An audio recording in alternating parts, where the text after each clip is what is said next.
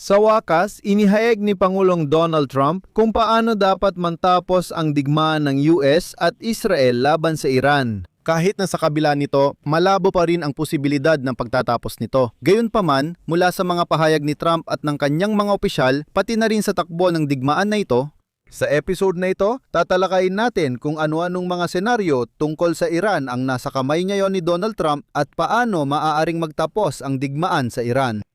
Ako si Alexei Pecci at ito ang aking proyekto na Teora ng Sabuatan kung saan nilalantad natin ang mga konspirasyon at tinutuklas ang katotohanan. at tinatalakay rin natin ang komplikadong geopolitical na proseso sa simpleng paraan. Kaya, simulan natin sa mismong kawalang katiyakan ni Donald Trump tungkol sa digmaan kontra Iran. Sa isang banda, nakakainis syempre ang mga paligoy-ligoy at magkakasalumat niyang pahayag.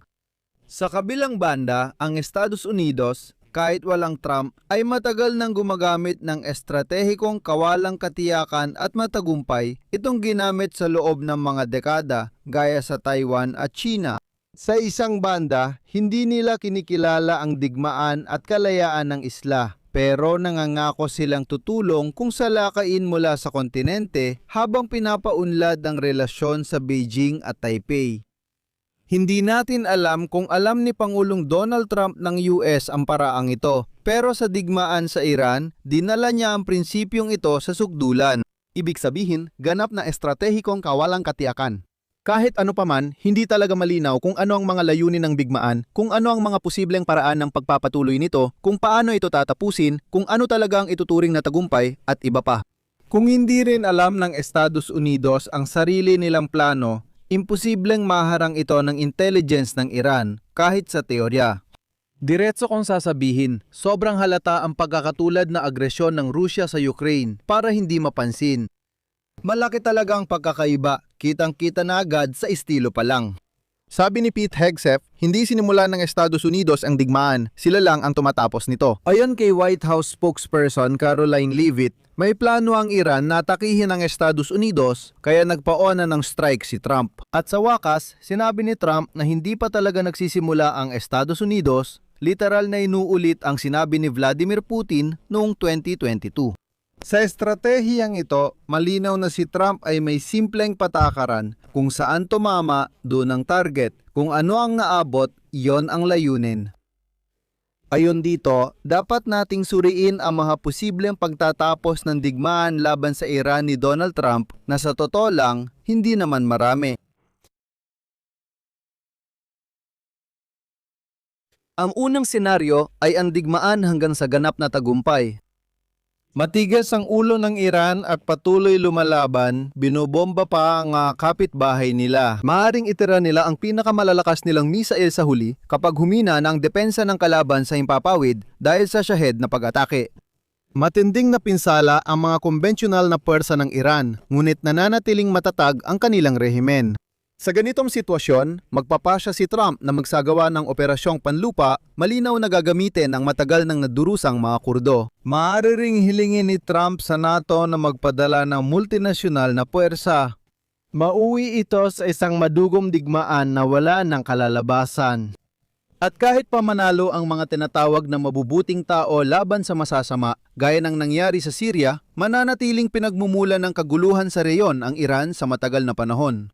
Sa proseso, tiyak masisirit ng husto ang presyo ng langis. Sa kasamaang palad, sa senaryong ito, inaayos ng Rusya ang butas-butas nitong budget at ipinagpapatuloy ang digmaan ng pag-ubos laban sa Ukraine sa loob pa ng maraming taon. Ang ganitong senaryo, gaya ng inyong naiintindihan, ay talagang hindi angkop para sa atin. Mayroon ding ibang senaryo. Ito ay isang malaking kasunduan. At sa tingin ko, at marami na akong nailahad na mga argumento tungkol dito sa YouTube channel na ito ang pinakanais na senaryo ng White House na halos tuwirang sinasabi. Sa totoo lang, ito ay parang Venezuela 2.0, pero mas mukhang matatag ang rehimeng Iranian kaysa sa Latin American. Mas matatag ang rehimeng Khamenei kumpara sa rehimeng Maduro. Pinatunayan nila na kahit sa 2 linggo ng digmaan, ang pagkamatay ng lider o komandante ay hindi nagpaparalisa sa sistema. Ang bakanteng posisyon ay agad pinapalitan ng bagong tao at, sa prinsipyo, ang institusyong ito bilang isang clerical na rehimen ay patuloy na umiiral. Sa kaso ng Venezuela, di na kailangang isaalang-alang ang mga salit gaya ng kahandaan ng marami na iyalay ang buhay nila. Sa ngalan ng pagdating ng bagong pinakamataas na pinuno, sa ngalan ng pagdating ni Imam Al-Mahdi, sa ngalan ng pamana, pagpasok ng katapusan ng panahon at iba pa. Sa madaling salita, wala talagang relihiyosong bahagi doon. Itong sangkap na ito ay maaaring hindi naisip ni na Trump at ng kanyang koponan ng mga geopolitical na grandmaster na pinamumunuan ni Stephen Witkoff. Akala nila ginagamit lang ang relihiyon bilang pantakip. Sa kabilang banda, hindi rin ganoon katatag ang rehimeng Iranian at hindi ito dapat palakihin ng husto. Matapos mamatay si Ayatollah Ali Khamenei at mahalal ang kanyang anak bilang leader, napunta sa militar, lalo na sa elite ng IRGC, ang kapangyarihan sa bansa. Based sa ilang hindi direktang palatandaan, mukhang hindi masaya ang iba pang mas moderate na paksyon ng Iranian elite sa takbo ng mga pangyayari. Sa makatuwid, posibleng magkasundo ang ibang elite na ito. Ibig sabihin, kahit ano paman, may natitira pa ring opposition sa Iran mula sa mga reformista at mas liberal na puwersang pampolitika na pwedeng kausapin para makipagkasundo. Maliban na lang kung maagaw nila ang kontrol sa sitwasyon. Pero sa ngayon, matibay ang posisyon ng IRGC at mahirap itong maagaw. Para sa Ukraine, maaring ang senaryo ng malaking kasunduan ang maging pinakamainam sa lahat ng posibleng opsyon. Lalo na kung isasaalang-alang ng Ukraine ang pagpasok ng malalaking reserba ng langis ng Iran sa pandaigdigang merkado.